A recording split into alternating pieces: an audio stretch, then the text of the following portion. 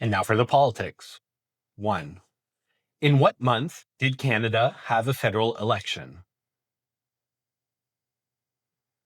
April on the 28th. Yes, it's already been about 8 months since we had that federal election. As I mentioned before, Trudeau said he would step down in January, eventually stepped down once they nominated Mark Carney at the Liberal Party, called a short election, and then they had one in the spring. I think it was going to happen anyways in 2025, and you'll see why with this next question. 2. As you know, the Liberal Party of Canada has been in charge for quite some time now, but for how many consecutive terms have they been in power?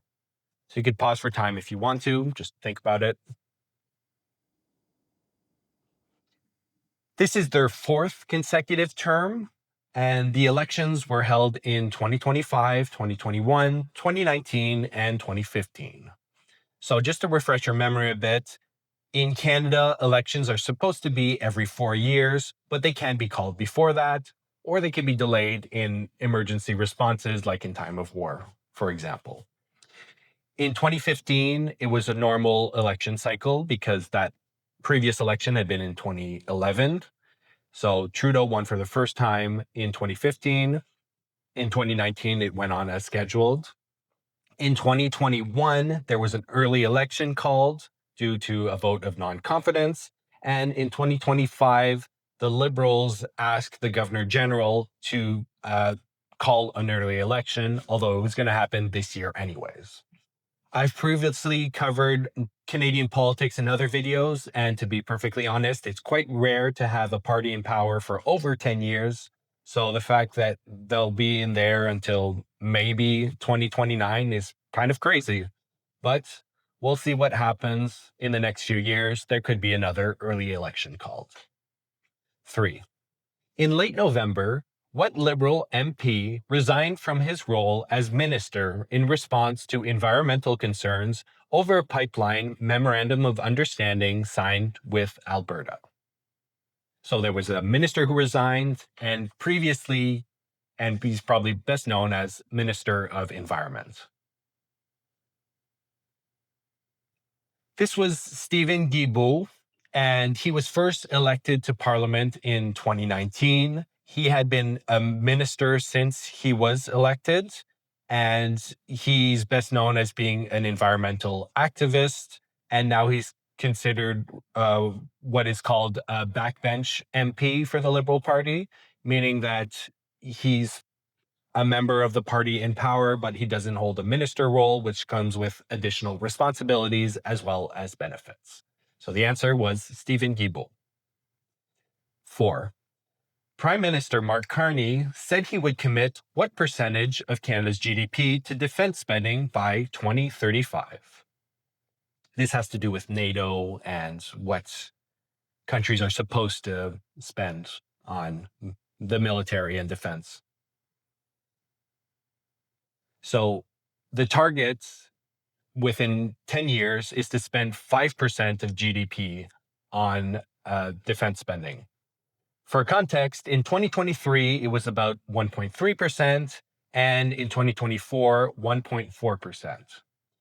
The goal historically for members of NATO, which Canada is a member of, is to spend 2% of its GDP on the military. However, Canada has usually fallen quite short.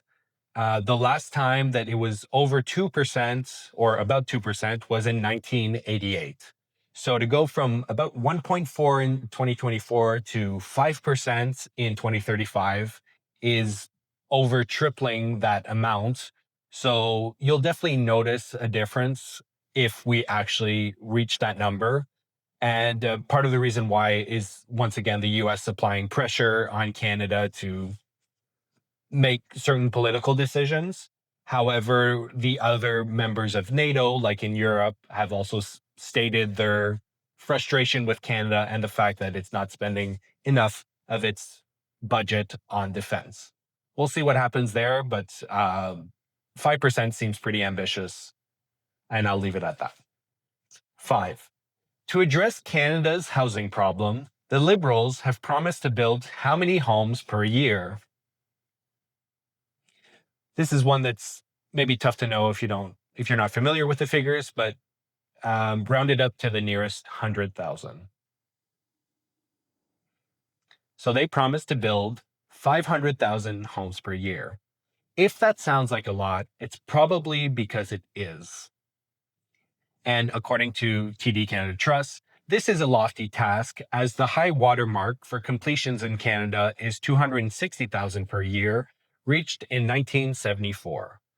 So that was over 50 years ago that Canada was getting like half that amount.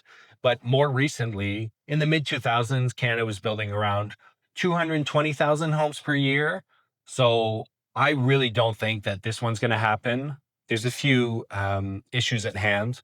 One is a labor shortage. Already, the construction industry is struggling to find enough people who are qualified and willing to work to build homes and other structures in Canada. There's the supply chain issue, which is exacerbated by US tariffs, of course, because as you increase the prices of things, well, it becomes a bit rarer. There's more people trying to buy. And also, more countries trying to buy from countries other than the US. So Canada has to increase the money that it's spending. And quite honestly, there's so many regulations in Canada at both the municipal and federal level that to set that type of objective seems quite ambitious. I I don't know how they think it's going to happen, but they said that they want to reach that goal by 2027. So that's within 2 years.